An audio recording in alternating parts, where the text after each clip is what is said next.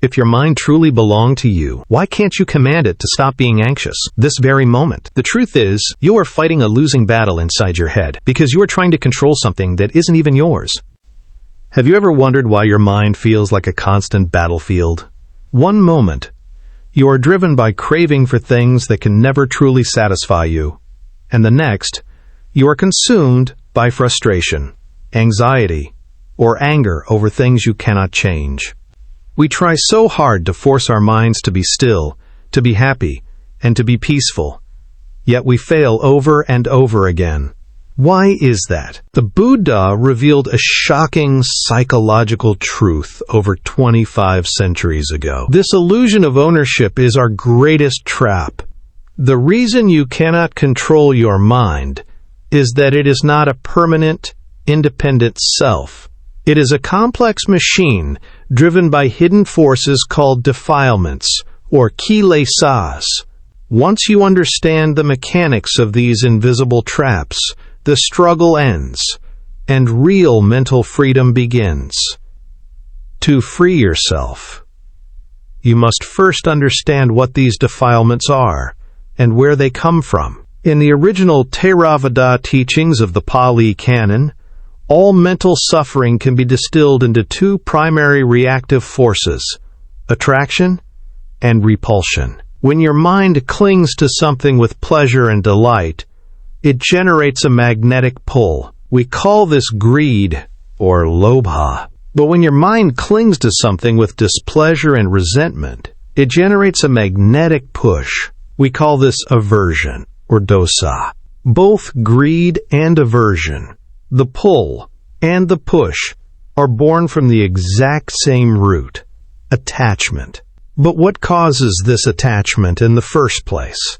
It is a deep, subconscious blindness to reality known as Moha or delusion. We cling to things because we do not see them as they truly are. We live under the illusion that we have absolute control over our lives, our bodies, and our thoughts. But ask yourself, if this body and mind were truly yours, could you command them never to age, never to suffer pain, and never to experience sorrow?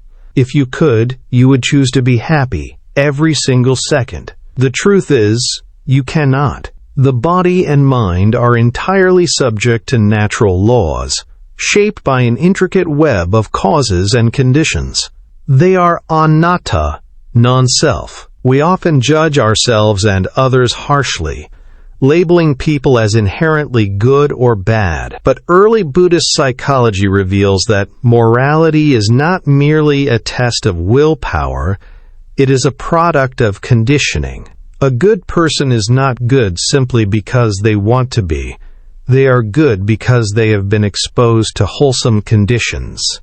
If a highly moral person is exposed to negative, unwholesome conditions long enough, their mind will inevitably degrade.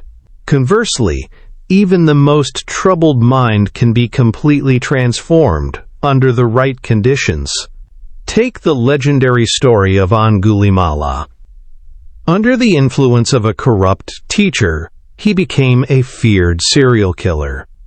But when he met the Buddha and was exposed to the transformative presence of wisdom and compassion, his heart was deeply purified, ultimately attaining full enlightenment as an arahant.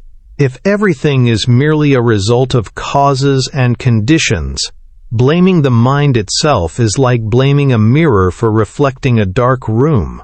Instead, we must understand the three universal characteristics of existence: Anicca, impermanence; Dukkha, unsatisfactoriness; and Anatta, non-self. When we remain ignorant of this reality, we develop deep-seated cravings.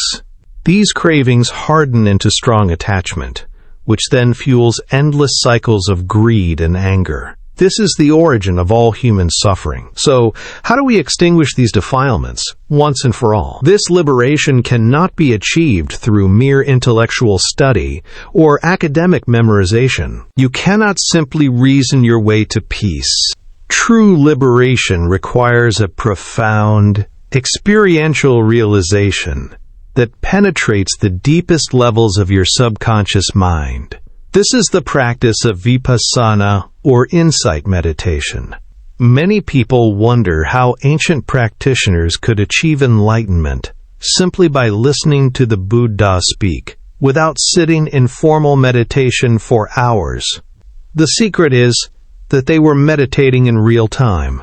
As they listened to the Dhamma, they applied the teachings directly to their own bodies and minds. By observing the impermanence of their own mind and body, they experienced a profound sense of dispassion, let go of all attachments, and stepped directly into absolute freedom. Mental freedom is not about fighting your mind. It is about seeing it clearly. When you stop clinging to the illusion of control, the grip of greed and anger naturally dissolves, leaving behind a mind that is boundless, peaceful, and free. Is your mind truly yours? Comment below and subscribe to find real freedom.